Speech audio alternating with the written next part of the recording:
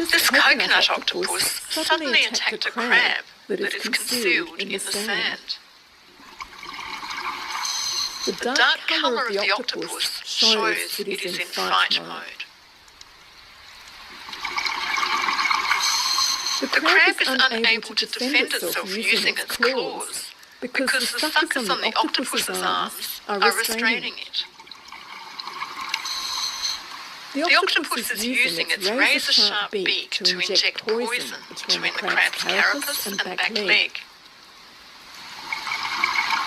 The crab weakens as the poison gradually paralyses it. After about 7 minutes, the crab offers no further resistance.